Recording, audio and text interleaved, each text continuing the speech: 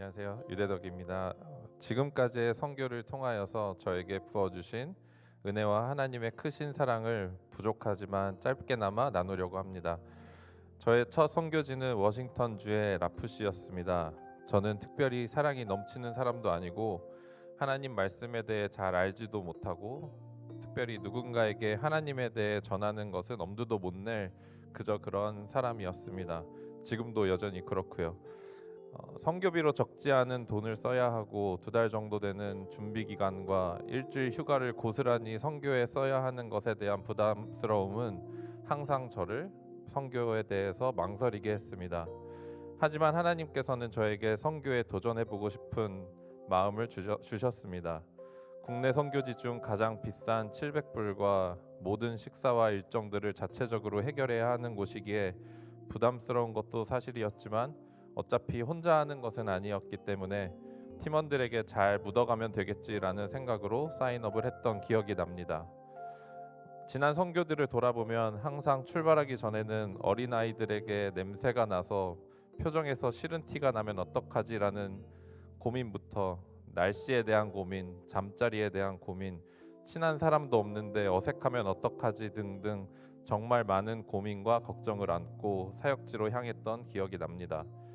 하지만 선교지에서 매일 아침 저녁으로 팀원들과 큐티하고 함께 먹고 함께 쉬고 함께 사역하는 시간 동안 참 많은 변화들을 경험했습니다. 냄새가 날까봐 걱정했던 저에게 하나님은 냄새가 나지 않는 아이들을 보내주시는 대신 땀 냄새 가득한 아이들을 보면서도 거리낌 없이 끌어안을 수 있는 사랑의 마음을 주셨습니다. 2달 넘게 기도하고 준비했던 계획했던 사역들이 현지 상황들로 인해 아무것도 못하게 되어도 사람의 계획보다 더 크신 하나님의 인도하심을 경험하게 하셨습니다. 때로는 덥고 때로는 춥고 잠자리도 열악하고 항상 빡빡한 스케줄 속에서도 이 모든 불편함을 넉넉히 이길 수 있는 힘과 마음을 주셨습니다.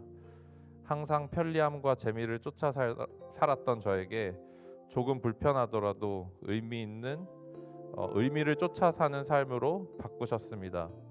지금까지의 선교를 통하여서 저는 저라는 사람이 얼마나 나약하고 작고 보잘것없는 사람인지를 수없이 느꼈습니다. 하지만 그럼에도 불구하고 굳이 저라는 사람을 택하셔서 하나님과 동역하게 하시는 하나님이 얼마나 위대하신지를 조금이나마 깨닫게 하셨습니다. 저는 선교를 통해 저의 인생의 방향이 결정이 되었고 소명과 사명을 발견하게 되었습니다. 북한 선교에 마음을 주셨고 북한이 열리는 날이 올 때 그 땅에 학교를 건설하고 병원과 교회 등을 짓는 일을 위해 살아보고 싶다는 열망을 주셨습니다. 혹 이 일을 이루지 못하고 제가 하나님 앞에 선다고 하더라도 이 일을 위해 최선을 다해 열심히 살았노라 말할 수 있는 제가 되고 싶었습니다. 그래서 저는 저의 진로와 직업을 바꾸게 되었고 하나님이 인도하시는 저의 인생에서 선교는 선택이 아니라 필수가 되었습니다. 매일매일의 삶과 생업조차도 저에게는 또 하나의 선교이며 일주일씩 하던 일을 멈추고 하나님이 기뻐하시는 일을 위해 떠나는 것도 포기할 수 없는 중요한 선교입니다. 저 자신을 보면 실망할 일밖에 없지만 선교 가운데 하나님께서 친히 역사하시고 도우셔서 하나님의 살아계심과 높고 위대하심을 깨닫게 해주신 하나님께 모든 영광을 올려드립니다. 마지막으로 함께 나누고 싶은 말씀입니다. 히브리서 10장 35절부터 39절 말씀인데요.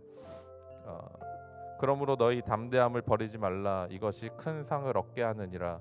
너희에게 인내가 필요함은 너희가 하나님의 뜻을 행한 후에 약속하신 것을 받기 위함이라. 잠깐 후면 오시리니 지체하지 아니하시리라. 나의 의인은 믿음으로 말미암아 살리라. 또한 뒤로 물러가면 내가 마음이 그를 기뻐하지 아니하리라 하셨느니라. 우리는 뒤로 물러가 멸망할 자가 아니요 오직 영혼을 구원함에 이르는 믿음을 가진 자니라. 감사합니다.